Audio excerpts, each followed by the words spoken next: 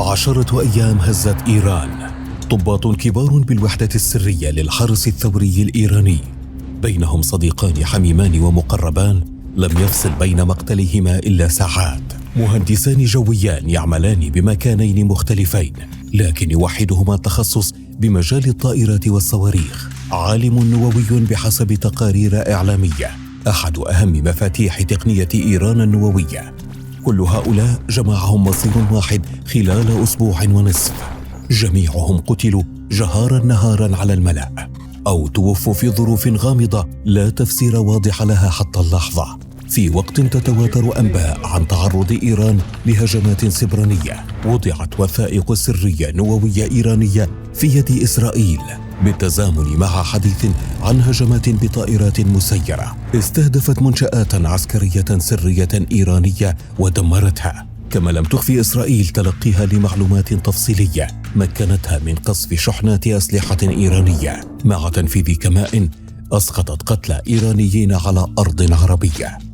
وفي المقابل، يبدو أن إيران التي اعتبرت أن حرب الاغتيالات والجواسيس والاستخبارات قطعت الخطوط الحمراء، تحاول ألا تقف مكتوفة اليدين أمام حرب الظلال الإسرائيلية، لتعلن طهران القبض مجددا على شبكة جواسيس إسرائيلية، مع نقل خبر من قبل وكالة أنباء فارس الإيرانية مفاده اغتيال قائد عمليات الموساد الإسرائيلي بهجوم طائرة مسيرة في مدينة أربيل العراقية، إضافة لتوعد قادة إيران بردود كبيرة وقاسية على تل أبيب، بعضها اتخذ الصيغة التي اعتادها العالم حول محو إسرائيل وتدميرها. إليك بعض تفاصيل حرب الظلال بين طهران وتل أبيب. لم تبدأ أولى خيوط الحكاية في 22 من مايو عام 2022، لكنه بكل تأكيد كان يوم العقدة الأهم، مع اغتيال إسرائيل صياد خداي، أحد كبار ضباط الحرس الثوري، خاصة وأن طريقة الاغتيال بحسب محللين حملت إذلالا لإيران، إذ كان كافيا لشخصين على متن دراجة نارية أن يطلقا النار على العقيد حسن صياد خداي في وضح النهار أمام منزله في قلب طهران، قبل أن يلوذا بالفرار في ظل عجز أجهزة أمن إيران حتى عن تتبع وجهتهما أو مكانهما أو من يكونان أصلاً. ورغم أن أي جهة لم تعلن مسؤوليتها عن عملية الاغتيال، إلا أن حرب الجواسيس أو حرب الظلال المستعرة بين إسرائيل وإيران منذ سنوات لم تجعل الأمر صعباً على أحد. ومن حسم أن من نفذ إنما هما عنصران من الموساد الإسرائيلي، قبل أن تقول وسائل إعلام إسرائيلية أن الاغتيال عملية تحمل بصمة الموساد بموجب تأكيدات مسؤولين أمنيين وعسكريين وسياسيين دون تسميتهم، خاصة وأن تل أبيب تتهم خداي بالمسؤولية عن اغتيال دبلوماسي إسرائيلي في الهند، إضافة إلى عمليات اغتيال أخرى في الخارج، بينها عملية لاستدراج مواطنين إسرائيليين قبل تصفيتهم في قبرص وكولومبيا وكينيا وتركيا. ومؤخرا، وبحسب وسائل إعلام إسرائيلية، كان القنصل العام الإسرائيلي في اسطنبول ورجل أعمال إسرائيلي هدفين لمؤامرة اغتيال إيرانية مزعومة أحبطت من قبل الموساد.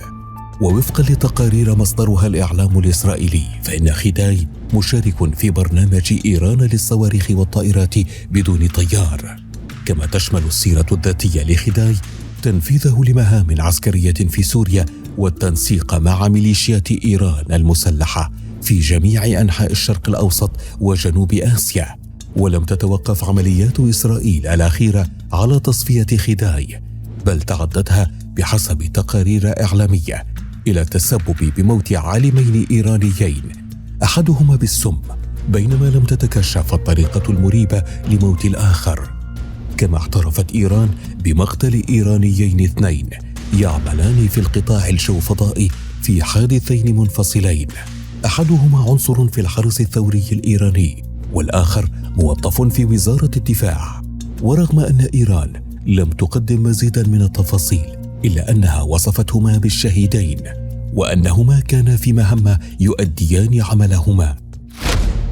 جراح زادة.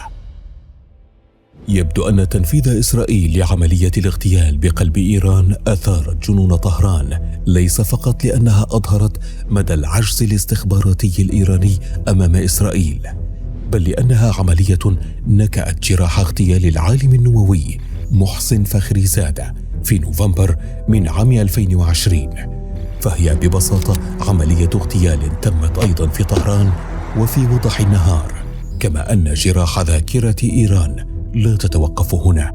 فمنذ عام 2010 اغتالت إسرائيل 6 علماء نوويين وأكاديميين إيرانيين، تم تنفيذ معظمها بهجمات من أشخاص يركبون دراجات نارية، ما جعل إيران مضطرة لخطوة أرجعها محللون لمحاولة حفظ ماء الوجه، وآخرون أكدوا أنها فعلا كانت صفعة من طهران لتل أبيب، عبر نشر تقرير رسمي إيراني بالتزامن مع اغتيال خداي تحدث عن اعتقال شبكة تجسس تعمل لصالح الموساد الإسرائيلي، وكان هدفها بحسب طهران تنفيذ عمليات تخريب وهجمات في إيران، كما تضمنت ردود إيران فيما يمكن تسميته حرب الظلال، تجنيد المزيد من الجواسيس لتنفيذ عمليات اغتيال ضد إسرائيليين، حيث تم تداول تسجيلات مصورة وثقت تحقيقا أجراه رجال العمليات في الموساد داخل إيران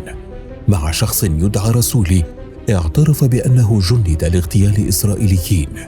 لكن إيران نشرت بعد وقت قصير تسجيلا آخر للرجل قال فيه إن الاعترافات انتزعت منه بالقوة من قبل رجال الموساد، كما تضمنت إحدى ردود إيران المفترضة ما نشرته وكالة فارس الإيرانية شبه الرسمية من أنباء حول مقتل قائد فريق اغتيالات الموساد الإسرائيلي عبر هجوم نفذته مسيرة انتحارية في مدينة أربيل شمال العراق، ما يشي بأن حرب الاغتيالات والجواسيس والظلال بين إسرائيل وإيران ليست إلا كرة ثلج ستظل تتدحرج حتى تتطور إلى مواجهة تتخطى فعلا الخطوط الحمراء.